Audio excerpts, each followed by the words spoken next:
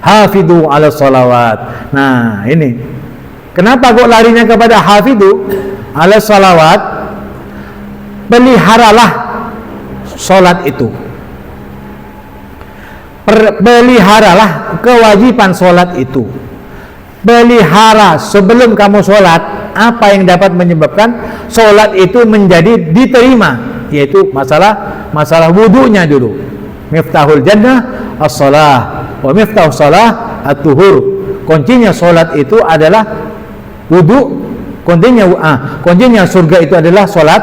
Kuncinya salat adalah wudu. Wudu benarkan sesuai dengan caranya Nabi. Sudah disampaikan bagaimana caranya berwudu yang baik. Habib sudah praktekkan kepada kalian semuanya. Bagaimana Habib caranya salat yang baik, Habib sudah juga praktekkan kepada kalian semuanya. Tinggal bagaimana menata kehusyuan itu tadi. Nah, kalau kamu misalkan tidak khusyuk di dalam 4 rakaat atau 2 rakaat subuh di waktu sholat subuh, maka hendaknya ada salah satu saat di mana kamu betul-betul sholatnya dapat menghadirkan rasa khusyuk, seakan-akan kamu itu benar-benar berhadapan dengan Allah, menghadap kepada Allah, dan Allah sudah siap dihadapi oleh kalian ketika sholat. Maka jadikan itu sholat tolak ukur bagi kita yang mau khusyuk di dalam sholat, walaupun sejenak. Misal Allahu Akbar, takbirnya saja kamu khusyuk, selesai sudah. Karena syaratnya sholat itu khusyuk, selain daripada syariat, syarat dan masyrutnya, syarat dan rukunnya. Bila mana syarat dan rukunnya itu tidak dipenuhi, maka jangan menghayal kamu menjadi khusyuk di dalam sholat. Karena tahapannya itu adalah syariat. Bagaimana syarat dan rukunnya, syarat dan masyrutnya. Perhatikan dulu, pelajari dulu, baru kamu tenangkan dirimu, tenangkan jiwamu, tenangkan hatimu untuk taqarruban lillahi ta'ala di dalam sholat, sehingga dengan keterbiasaan semacam itu akan menghadirkan rasa khusyuk walaupun sejenak. Karena Imam Ali sendiri tidak bisa khusyuk dalam 2 rakaat, tidak bisa. Ya Ali, kamu bisa khusyuk dalam sholat? Bisa ya Rasul, insyaallah. Kalau kamu bisa, aku berikan hadiah radi yang nomor 2 ini. Yang nomor 1 punya aku di kamar sana. Kamu wudu yang baik dan sholat. Habis wudu, sholat. Habis sholat, mau salam, itu khusyuk dari takbir sampai tahiyat Imam Ali. Mau salam, akhirnya tekan hatinya, bergetar, apa namanya? Hatinya itu berbicara. Kenapa ya Rasulullah itu tidak memberi radinya yang nomor 1, kok dikasih yang nomor 2? Paham? Agar tek atena. Ya, apa geretek hati? Apa artinya geretek? Terlintas dalam hatinya mengapa Allah itu, Nabi Muhammad itu tidak memberikan radi yang nomor 1 kepada saya. Assalamualaikum warahmatullahi wabarakatuh. Lalu Nabi Muhammad bertanya, Ali sini. Saya yang akan berbicara atau kamu yang akan menerangkan tentang sholatmu? Katanya Imam Ali, Allah wa Rasuluhu a'lam. Allah dan Rasulnya lebih mengetahui. Ya, disembunyikan kan Imam Ali? Malu. Kenapa? Tidak bisa khusyuk. Ya Ali, kenapa kamu tergetar, terlintas di dalam hatimu karena aku tidak memberikan yang nomor 1? Kamu tahu? Tidak tahu ya Rasulullah. Sambil malu Imam Ali. Ya Ali, ketahuilah, kamu diberikan hal seperti itu karena kamu itu bukan Nabi. Itu masalahnya. Jadi yang khusyuk itu siapa? Hanya Nabi Muhammad Sallallahu Alaihi Wasallam. Karena itu perlu syafaat. Imam Ali itu siang malam dan bernabi, Pak. Didikannya Nabi, dari Nabi Muhammad. Al-Qur'annya hafal sama dengan Nabi Muhammad dan lain sebagainya. Amaliyahnya itu persis sebagaimana fotokopiannya Nabi Muhammad. Tetapi masalah sholat, kenapa Ali kamu tidak khusyuk? Karena kamu bukan Nabi. Berarti apa yang sholat yang khusyuk? Hanya Nabi dari takbir sampai salam. Selain Nabi, walaupun Imam Ali tidak bisa. Paham? Tetapi Imam Ali sudah 2 rakaat, ya, kecuali sebelum salam saja.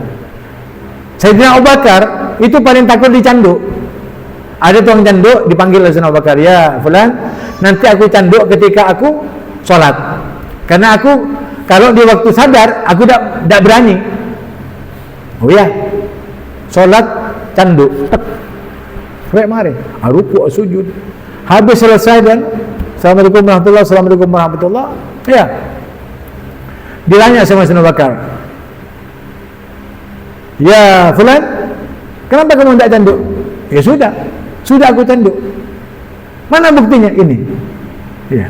Tidak kamu terasa apa yang aku seret itu? Iya, aku terasa sebagaimana ada badan saya yang digigit sama semut. Berarti merasakan seperti itu saja sudah tidak bisa. Nah, sudah memudarkan khusyuk. Ya, jadi tidak bisa dipaksakan kita itu sebagaimana Nabi. Saya mau masuk surga dengan cara sholat saya. Saya tidak perlu dengan syariat karena saya punya Allah. Saya tidak mau kepada Nabi, hanya kepada Allah.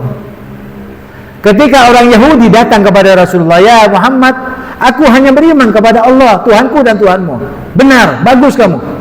Tetapi aku tidak beriman kepadamu, karena kamu dari Bani Hashim, sementara aku lebih mulia daripada kamu dari Bani Israel. Langsung Allah yang jawab, "Qul in kuntum tuhibbunallah fattabi'uni yuhibbukumullah." Katakan ya Muhammad kepada orang Yahudi yang ada di hadapan kamu itu, jika kamu benar-benar cinta kepada Allah, pengakuanmu kepada Muhammad cinta kepada Allah, ikuti aku. Allah yang tidak terima, Nabi Muhammad diam, tapi Allah yang nyaut, Allah yang jawab. Allah tidak butuh dengan cintamu kepadaku bila mana kamu tidak mencintai Rasulku. Itu pembelanya Allah kepada Nabi Muhammad SAW. Kalau kamu cinta kepada Allah, cintai aku, ikuti aku, baru kamu dicintai oleh Allah. Yuhibbukumullah, kamu akan dapat cinta Allah SWT. Tapi bila mana kamu pengakuannya hanya cinta kepada Allah dan tidak mencintai aku, maka terputus cintamu kepada Allah. Itu katanya Al-Quranul Karim. Paham?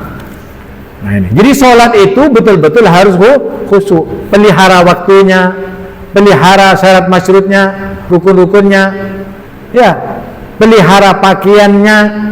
Artinya pakaian itu harus suci, tempatnya harus suci, dan menghadap kamu sholat itu jangan sembarangan. Menghadaplah ke kiblat, karena posisi Indonesia kiblatnya ke barat kamu, jangan ke selatan. Ya.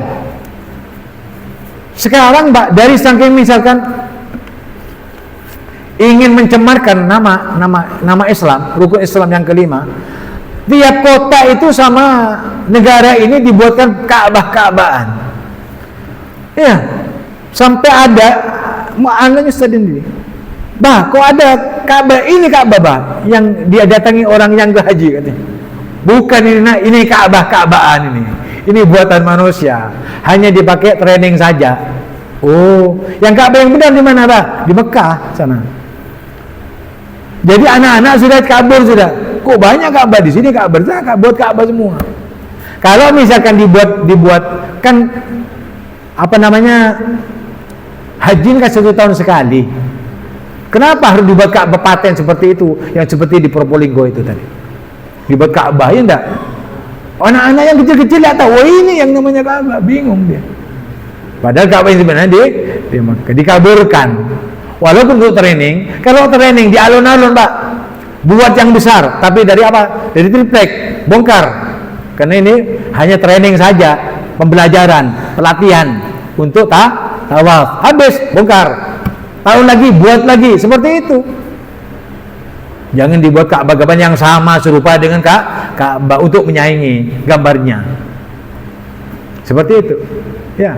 Makanya kalau orang Islam tuh menghadap sholat itu menghadap ke barat, menghadap ke kiblat. Ya. Kenapa?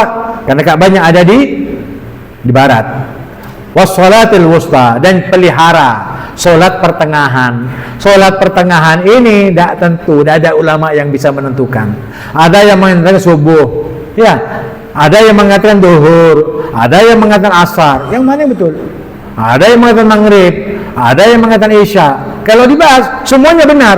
Kenapa? Karena duhur di antara subuh dan asar. Dibilang asar karena asar itu antara duhur dan maghrib. Dibilang maghrib karena asar dan isya. Dibilang isya kenapa? Antara maghrib dan subuh. Dibilang subuh kenapa? Karena isya dan duhur. Mana yang pertengahan? Ya, artinya apa? Katanya orang mufassirin, supaya kamu jaga pertengahan ini.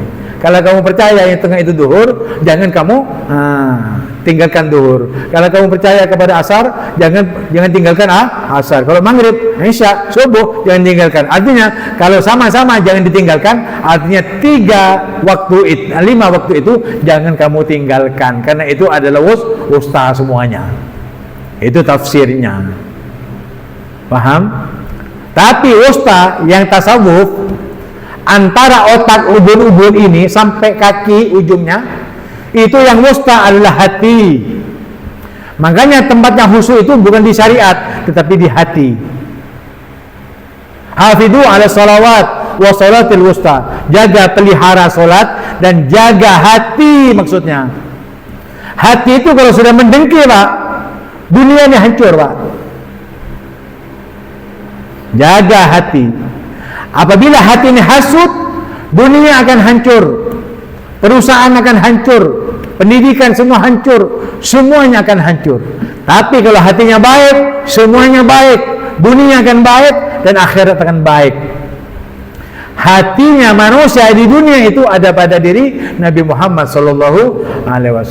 Ada dari manusia pertama Adam dan terakhir ada manusia yang dihidupkan oleh Allah. Pertengahannya adalah baginda Muhammad sallallahu alaihi wasallam. Hafidhu ala salawat wa salatil wusta.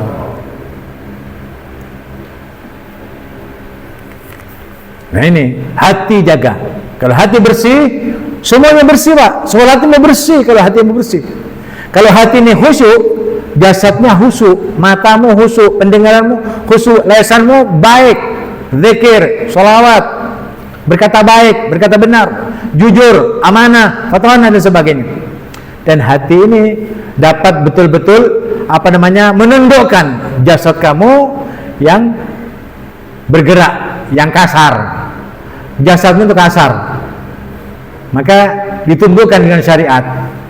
Tapi hatimu itu halus, tetapi lebih kejam daripada yang kasar itu.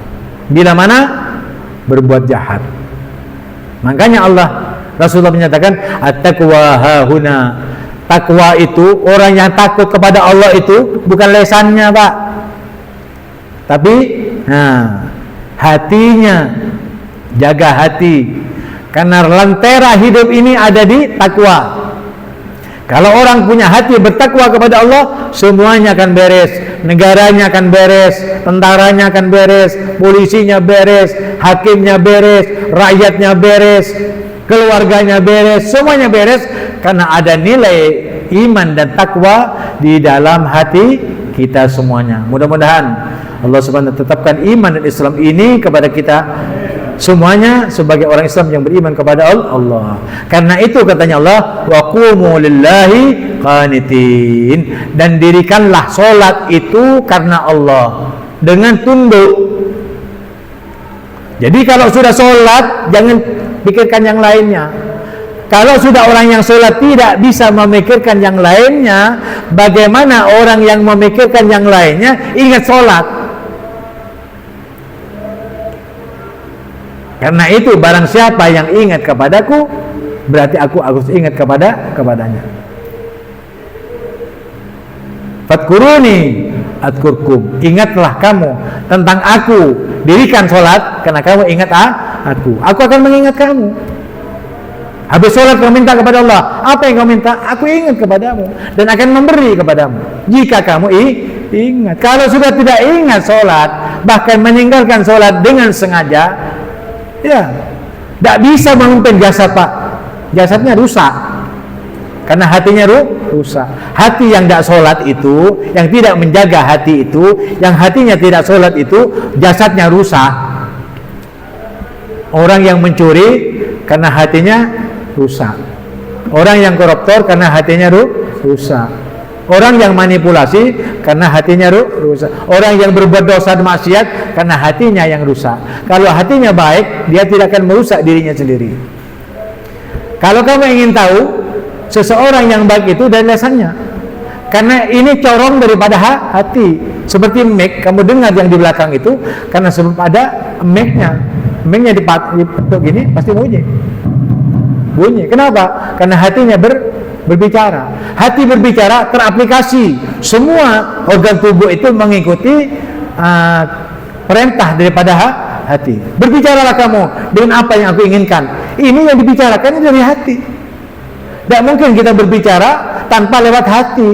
Kalau orang yang tidak punya hati tidak bisa berbicara. Kenapa? Karena hatinya mati.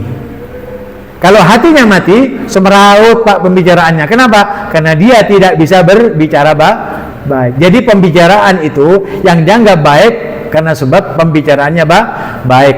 Pembicaraan yang baik itu keluar daripada hati yang baik. Oleh karena itu jaga hati. Karena hati ini adalah cerminan daripada orang-orang yang bertakwa kepada Allah dengan pri kehidupannya, dengan syariat yang dijalankannya, dengan lesan yang berucap, dengan lesan sucinya, dan penglihatan serta pendengaran dengan mau'idah yang didengarnya untuk bisa diaplikasikannya. Kesemuanya itu berangkatnya dari hati. Orang baik karena hatinya baik, orang yang jelek karena hatinya jelek. Ala wa hiya al-qulub. Ingatlah bahwa itu adalah hati. Jaga hati. Mudah-mudahan Allah Subhanahu wa taala benar-benar bisa memelihara hati ini supaya hati menjadi damai, kita keluarga semuanya menjadi damai, negara dan bangsa ini menjadi damai dan makmur. Diberkati Habibina wa Syabina wa lana Muhammad, sebagaimana Allah SWT menjanjikan bahwa negara kita baldatun thayyibatun wa rabbun ghafur. Allah pilihkan presiden yang beriman dan bertakwa kepada Allah Subhanahu wa taala. Wassalamualaikum warahmatullahi wabarakatuh.